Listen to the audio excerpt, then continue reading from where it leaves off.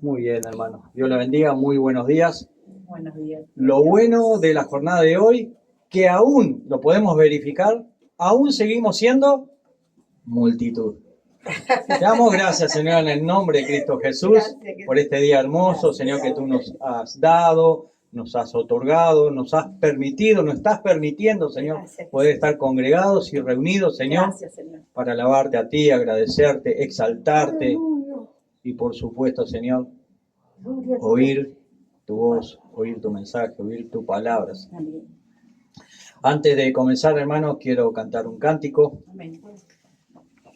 Mateo 11, 28 al 30, que dice así: Jesús dijo, venid a mí, todos los que estáis trabajados y cargados, y yo os haré descansar.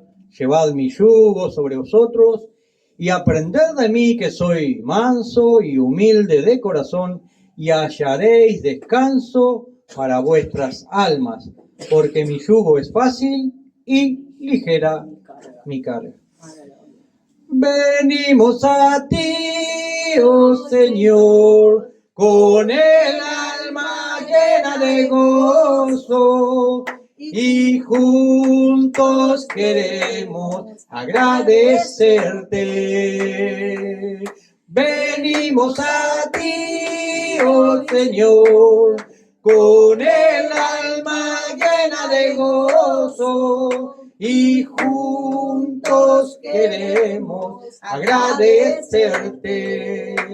Gracias, Señor. Por darnos la vida, te agradecemos. Por darnos la fe, te agradecemos. Y por el amor que nos une, venimos a ti, oh Señor, con el alma llena de gozo, y juntos queremos agradecerte. Gloria a tu nombre. Amén. Gracias, Señor. La hermana Eliana compartía hoy un pasaje de allí del libro de Lamentaciones. El libro de Lamentaciones, como ya el título lo sugiere, es el libro quizás de más lágrimas en la Escritura. Y de hecho a Jeremías, ¿cómo le llamaban? El profeta llorón. Pero tenía razón por llorar. Porque a veces se le dice el profeta llorón, pero como peyorativamente, ¿no? Tenía razón por llorar. Porque Israel tenía unas ordenanzas que seguir, que cumplir. Y por no seguir esas ordenanzas, como el Señor le dijo, vino destrucción sobre Jerusalén. Tantos así, lea la historia, que muchas veces, en muchas ocasiones, en Lamentaciones, se comían a sus hijos porque estaban sitiados y tenían hambre. Tremendo, esa es la realidad del libro de Lamentaciones. Voy a leer unos versículos del capítulo 3 y más o menos allí va a estar la razón. Hay muchas razones, pero la razón por la cual le llegó las lamentaciones a este pueblo. Capítulo 3, verso 17. Y mi alma se alejó de la paz. Escuche la parte B del versículo. Me olvidé del bien. Israel se olvidó del bien. Cuando usted va a Deuteronomio, capítulo 27, 28, 29 y 30, allí están las bendiciones y las maldiciones de Dios. Si haces esto, esto y esto, ¿verdad? Si contradice la palabra de Dios, te vendrá esto. Si haces esto, esto y esto, bendición, ¿verdad? Y usted lee esos capítulos y ahí usted puede entender el propósito de Dios para con su pueblo. Mire lo que dice el versículo 21. Al 26, sí, vamos a ir un poquito, 26 al 27. Libro de Lamentaciones, capítulo 3. Esto recapacitaré en mi corazón, por lo tanto esperaré. Por la misericordia de Jehová no hemos sido consumidos, porque nunca decayeron sus misericordias. Nuevas son cada mañana, grande es tu fidelidad. Mi porción es Jehová, dijo mi alma, Por tanto, en él esperaré.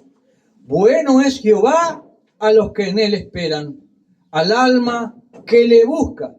Bueno es esperar en silencio la salvación de Jehová. Claro, ya no tenían más nada para hacer. Estaban totalmente sitiados, sin comida, y muchos se comieron a sus hijos.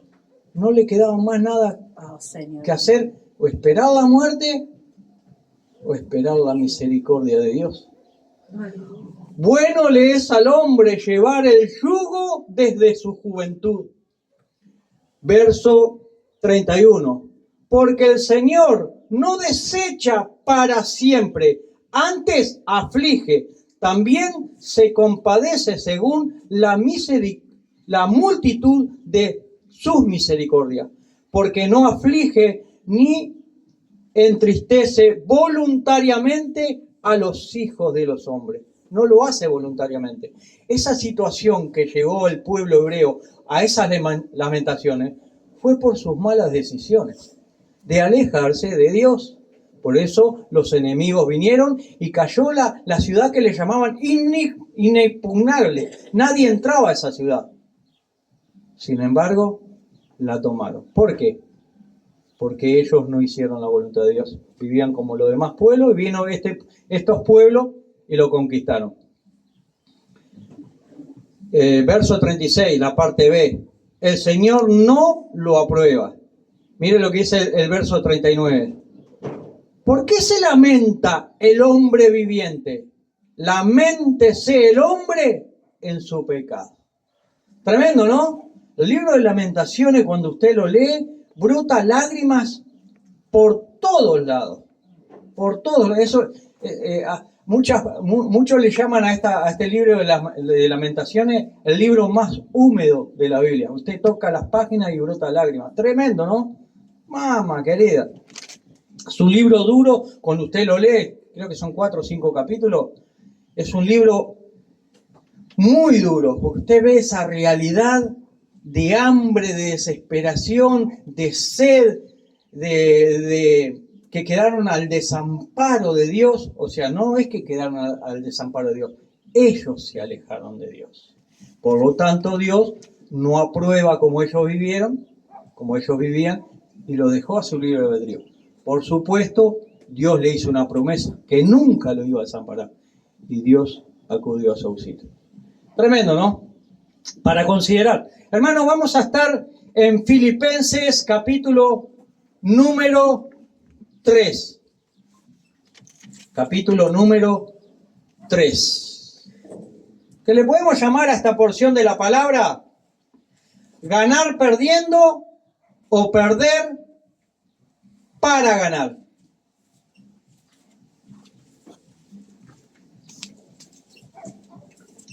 Filipenses 3, que dice así, hermanos. Por lo demás, hermanos, gozaos en el Señor. A mí no me molesta el escribirlos las mismas cosas. Para vosotros es seguro. Por lo demás, hermanos, gozaos en el Señor. A mí no me molesta el escribiros las mismas cosas. Para vosotros es seguro. ¿Qué es lo que está diciendo el apóstol Pablo acá? Que como estaba lleno de falsos maestros en ese contexto, ¿verdad? Que Pablo estaba preso, Pablo escribe una carta a los de Filipo. Y estos hermanos de Filipo eran buenos hermanos, estaban bien asentados en la palabra. Pero siempre es bueno recalcar, ¿verdad? Siempre es bueno persuadir, siempre es bueno avisar constantemente, ¿verdad? Usted le habla a su hijo y siempre le va a estar repitiendo ciertas premisas, aunque las sepan. ¿Por qué? Porque usted sabe el entorno, la escuela, el barrio, que los va a persuadir hacia otro lado. Entonces usted tiene que contrarrestar eso repitiéndole nuevamente las instrucciones. Guardaos de los perros, guardaos de los malos obreros. Tremendo, ¿no? De los malos obreros, guardaos de los mutiladores del cuerpo, porque nosotros somos la circuncisión, los que en espíritu servimos a Dios, y nos gloriamos en Cristo Jesús, no teniendo confianza en la carne. Esos escribas, esos fariseos, ¿verdad? Los sacerdotes de aquel tiempo se gloriaban porque por ahí tenían un nivel académico que el resto del pueblo no lo tenía, ¿verdad? O porque eran sacerdotes, o porque eran fariseos, y guardaban la ley estrictamente, y por eso ellos se agrandaban. Nosotros hacemos esto, nosotros hacemos lo otro. Y Pablo dice que no teniendo confianza en la carne, él no ponía la confianza en esas cosas. Él ponía la confianza en quien había encontrado a Cristo Jesús. En Él estaba su confianza. Verso 4. Aunque yo tengo también de qué confiar en la carne, si alguno piensa que tiene de qué confiar en la carne, yo más, dice Pablo. Yo más. ¿Qué dice la Escritura? Por allá por Romanos 1, verso 2, por allí, o verso 3, que ninguno tenga mayor concepto de sí del que debiera tener. Y acá parece que Pablo, que se está agrandando, en ninguna manera. Está exponiendo una realidad. Y él la va a exponer en el texto.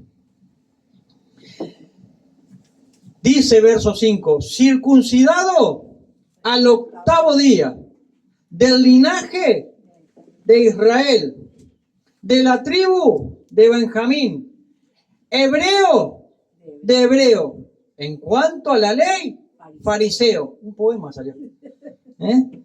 En cuanto a celo, perseguidor de la iglesia. En cuanto a la justicia que es en la ley, irreprensible. Tremendo, ¿eh? Dice que era irreprensible. Voy a tocar unos tópicos acá. En el verso 5 y 6. Aunque yo tengo también de qué confiar en la carne, dice Pablo. Si alguno piensa que tiene de qué confiar en la carne, yo más.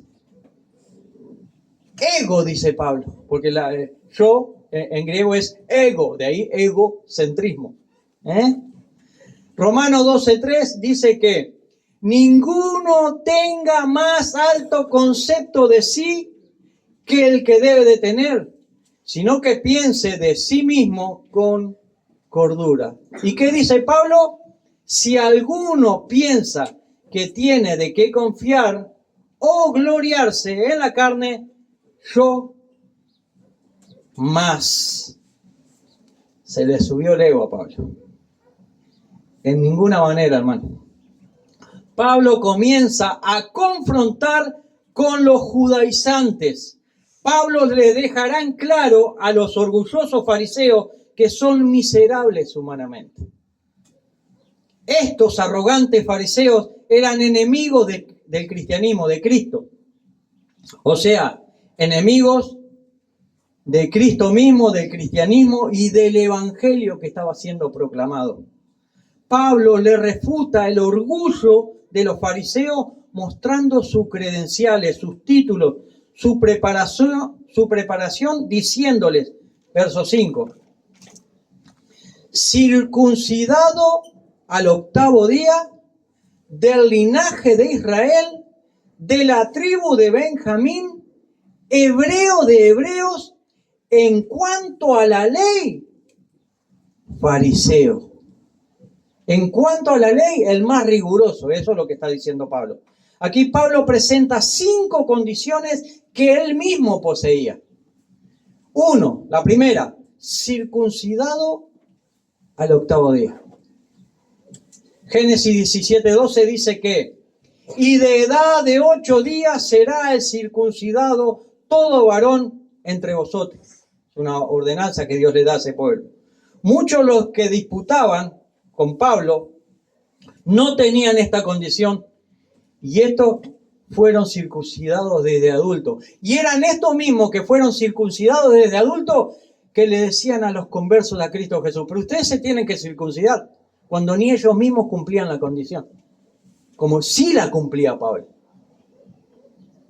Tremendo. Punto 2, del linaje de Israel.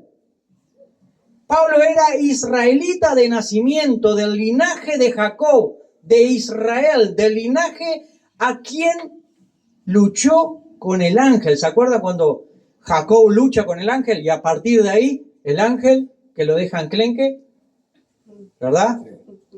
Le llama Israel. A partir de ahí se llama Israel. Y Dios le cambió el nombre de Jacob a Israel. Hubo un cambio, ahí hubo una transición, ¿verdad? Porque mientras se llamaba Jacob, vivía errante de aquí para allá, que andaba por la ciudad Luz, Betel.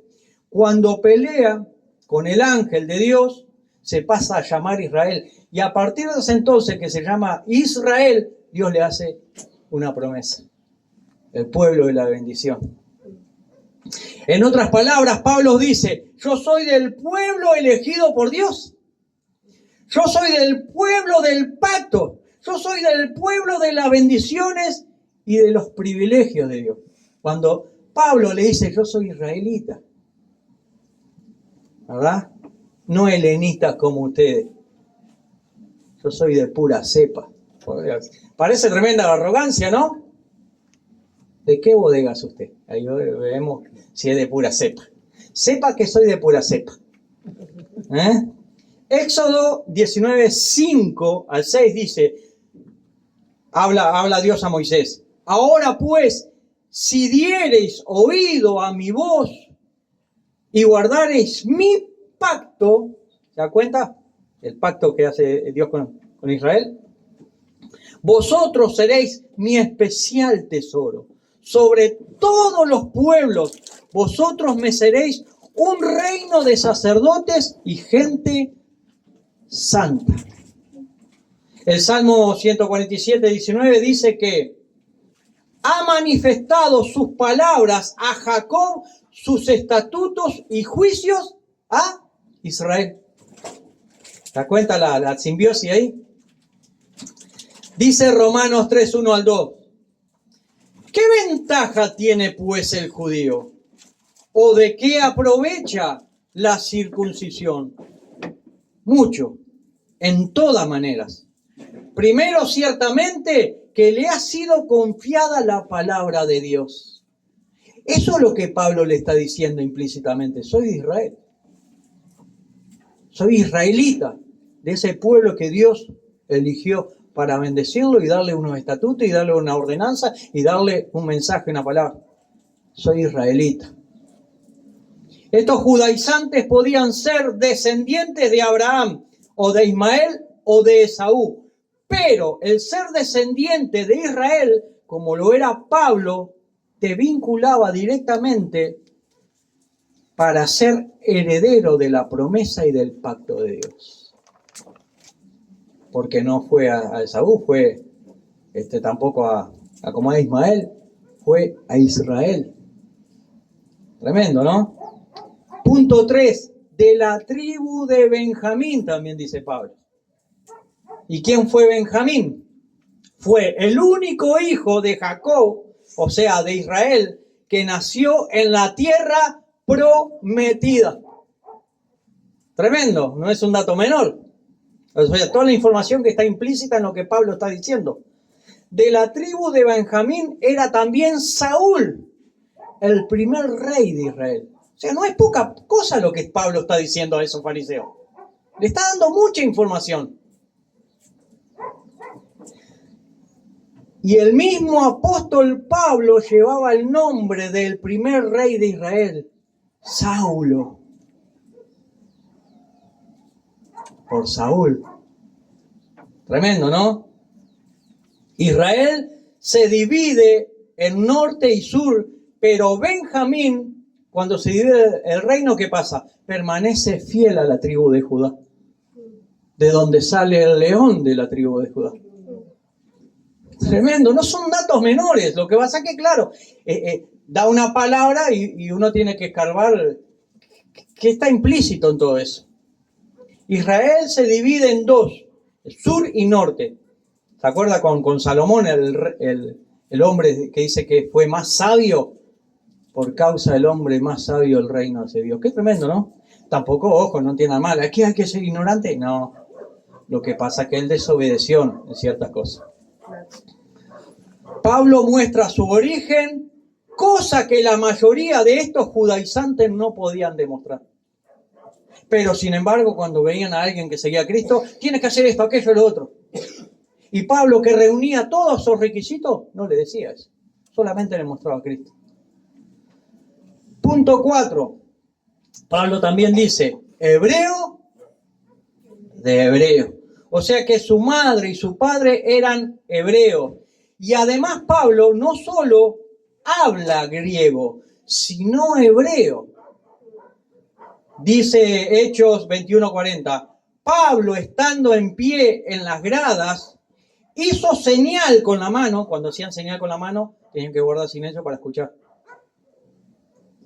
¿verdad? Hizo señal con la mano al pueblo y hecho gran silencio, Pablo habló en lengua hebrea. Hebreo de hebreo. Punto 5. En cuanto a la ley, fariseo. En Hechos 23:6, Pablo dice que, varones hermanos, yo soy fariseo e hijo de fariseo. Tremendo. Avancemos, Filipenses 3:6. En cuanto a celo, perseguidor de la iglesia, en cuanto a la justicia que es en la ley, irreprensible. Punto 6. En cuanto a celo, perseguidor de la iglesia. Pablo está diciendo, antes yo era ciego, así como ustedes, fariseos. Tremendo, ¿eh? Así como el Gustavo. El mismo Señor Jesucristo acusó a escribas y a fariseos diciéndoles, serpientes, generación de víboras. Los escribas y fariseos detenían la verdad de Dios con injusticia. Pablo mismo hacía injusticia. En el pasado, ¿no? Hechos 9:1 dice que Saulo, o sea Pablo, respiraba aún amenazas y muerte contra los discípulos del Señor. Pablo era ciego espiritualmente aún allí. Punto 7. En cuanto a la justicia que es en la ley, irreprensible. Dios conoce el corazón humano, por lo cual Pablo ante Dios sí era reprensible. Pero ante los hombres que cumplía la ley, era irreprensible. Ninguna persona se puede justificar por intermedio de la ley, pero sí por medio de la verdad que es Cristo Jesús. Jesús dijo, yo soy el camino, yo soy la verdad y yo soy la vida. Tremendo, ¿no? Vamos a proseguir. Tremendo. No son datos menores lo que Pablo larga allí, ¿verdad? Dice, circuncidado al 8º día, del linaje de Israel, de la tribu de Benjamín, hebreo de hebreo, en cuanto a la ley fariseo, en cuanto a celo perseguidor de la iglesia, en cuanto a la justicia que es en la ley, irreprensible. Era irreprensible delante de los hombres, pero delante de Dios era reprensible, ¿verdad? Jesús se le aparece en el camino a Damasco. Y Pablo que dice, Señor, ¿qué quieres que haga? Allí comienza la nueva vida de Pablo, ¿verdad? Pero cuántas cosas, dice Pablo en el verso 7, pero cuántas cosas eran para mí ganancia, la he estimado como pérdida por amor de Cristo. ¿Qué hizo Pablo acá? ¿Qué hubo en Pablo acá? Un cambio en su mentalidad. Romanos 12:1 y 2. Cambia tu forma de pensar y cambiarás pues tu forma de vivir, ¿verdad? Nadie tenga más alto concepto de sí que debiera de tener. Acá Pablo tuvo un encuentro con Cristo Jesús y hubo una renovación en él. Verso 8. Y ciertamente aún estimo todas las cosas como pérdida por la excelencia del conocimiento de Cristo Jesús, mi Señor, por amor del cual lo he perdido todo y lo tengo por basura para ganar a Cristo. ¿Cómo? Que dice que cuando se encuentra con Cristo lo perdió todo. Y todo lo tiene por basura para ganar a Cristo, el conocimiento de Cristo. Tremendo. Hechos 9:6 es donde Pablo, cuando tiene el encuentro con Cristo, le hace la pregunta: Señor, ¿qué quieres que yo haga? Y eso cambia y eso muestra que Pablo tuvo una renovación en la mente. Verso 9.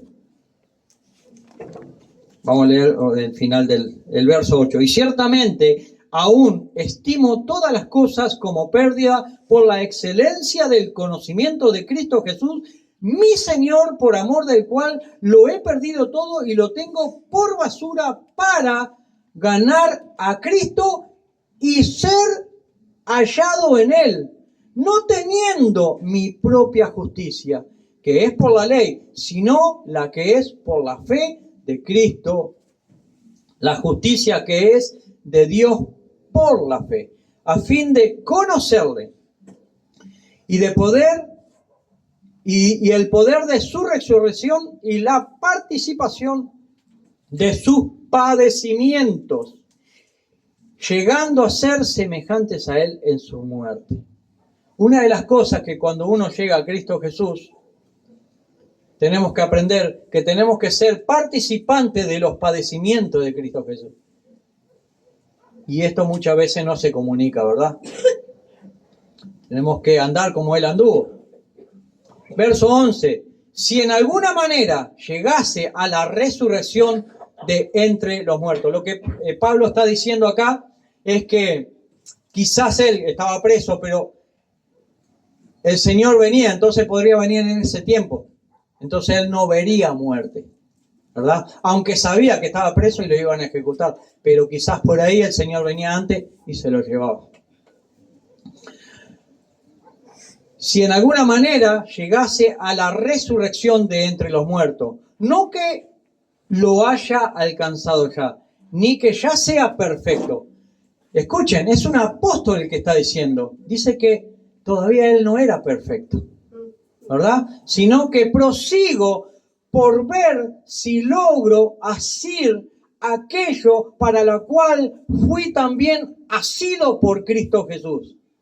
Hermanos, yo mismo no pretendo ya haberlo alcanzado, pero una cosa hago, olvidando ciertamente lo que queda atrás y extendiéndome hacia lo que está delante. O sea, él vivió toda una vida sin Cristo en el pasado. También vivió como fariseo, ¿verdad? Un legalista. Pero Pablo dice, olvidando todo eso. Y ahora, escatológicamente, mirando hacia el futuro, prosigue la meta, ¿cómo? Puesto los ojos en Jesús, autor y consumador de la fe, ¿verdad? Permanecer en Cristo. Esto lo podemos ver en Filipenses 4, ¿verdad? La permanencia en Cristo, localizados en Cristo. Filipenses 1:6, ¿qué dice? Hay una canción, y estando persuadido de esto, que aquel que comenzó su obra en mí, la terminará. Jesús terminará su obra en mí. O sea que ya nos dio la salvación, y esa salvación prosigue hasta que muéramos. De eso se trata el cristianismo. Gracias, Señor. ¿Verdad? Gracias, Padre. Lo demás son añadiduras, ¿verdad?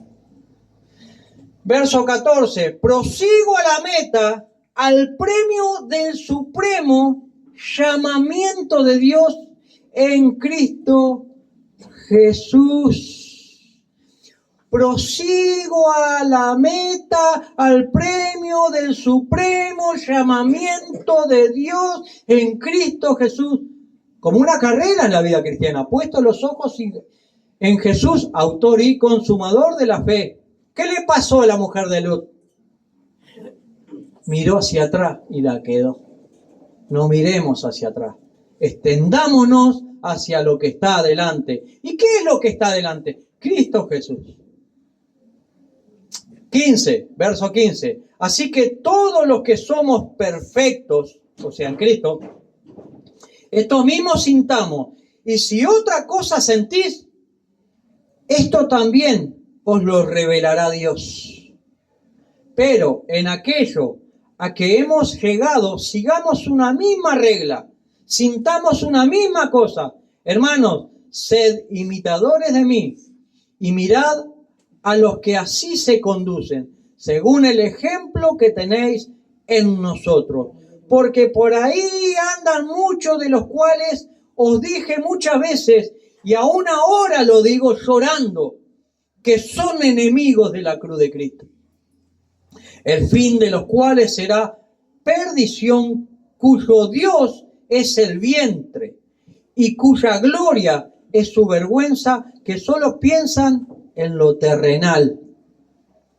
Verso 20. Mas nuestra ciudadanía está en los cielos, de donde también esperamos la salvación al Señor Jesucristo, el cual transformará el cuerpo de la humillación nuestra para que sea semejante al cuerpo de la gloria suya por el poder con el cual puede también sujetar a sí mismo todas las cosas. Tremendo aviso le dio Pablo a los filipenses por todos los malos maestros que había en la vuelta, ¿verdad? Es que el cristiano tiene que estar atento. Imagínese si Pablo le da estos consejos a una iglesia que era buena, ¿cuánto más a una que se está desviando totalmente? ¿Verdad? Entonces tenemos que ser constantes en la repetición del sano mensaje del Señor. Y esta carta a los filipenses comienza así, mire. Pablo y Timoteo, siervo de Jesucristo, a todos los santos en Cristo Jesús que están en Filipos. Doy gracias a mi Dios siempre que me acuerdo de vosotros, siempre en todas mis oraciones, rogando con gozo por todos vosotros. Verso 9. Y esto pido en oración, que vuestro amor abunde aún más y más en ciencia y en todo conocimiento, para que aprobéis lo mejor. Tremendo, ¿no? Tremendo. Y el capítulo 2, verso 2 dice, completad mi gozo, sintiendo lo mismo, teniendo el mismo amor unánime, sintiendo una misma cosa, permaneciendo en Cristo Jesús. Gloria a tu nombre, Señor. Tremendo, tremendo. Gracias, Versículo Padre. 12. Gracias. Por tanto, amados míos, como siempre habéis obedecido, no como en mi presencia solamente, sino mucho más ahora en mi ausencia. Ocupaos en vuestra salvación con temor y temblor. Aleluya, Santo. ¿Verdad? ¿Por qué ocuparse en vuestra salvación con temor y temblor? Por todas las falsas enseñanzas que había en la vuelta. ¿Verdad? Pablo, ¿qué le dice a los Gálatas? ¡Oh, Gálatas estúpidos! ¿Por qué? Porque ¿quién los ha fascinado? ¿Quién los ha persuadido a seguir otra enseñanza, la cual yo no le enseñé? Estoy parafraseando, ¿no? Gálatas insensatos, dice Reina Valera. Sí, dice Reina Valera, pero el original dice Gálatas estúpidos. El verso 16, capítulo 2 dice, asidos de la palabra de vida. El verso 21, porque todos buscan lo suyo propio y no lo que es de Cristo Jesús. ¡Ay, tremendo! Tremendo, porque todos buscan lo suyo propio y no lo que es de Cristo Jesús. ¿Verdad? Señor, te damos gracias por tu mensaje, tu palabra, Señor. Breve quizás, pero pertinente, necesario para los tiempos que corren, Señor, que no son buenos, pero si permanecemos en ti, Señor, podemos ir creciendo a tu estatura, Señor, adquiriendo sabiduría, conocimiento de ti, Señor. Muchas gracias te doy por cada uno de mis hermanos. Bendice a todos aquellos hermanos que en este momento pueden estar congregándose, los que se van a congregar luego en la tarde, en la noche, Señor. Háblale, Señor, háblanos. Y te pido, Señor, que bendiga la vida de cada uno de mis hermanos. Te doy gracias, Señor, en el nombre de Cristo Jesús. Amén y amén. Gracias, Señor.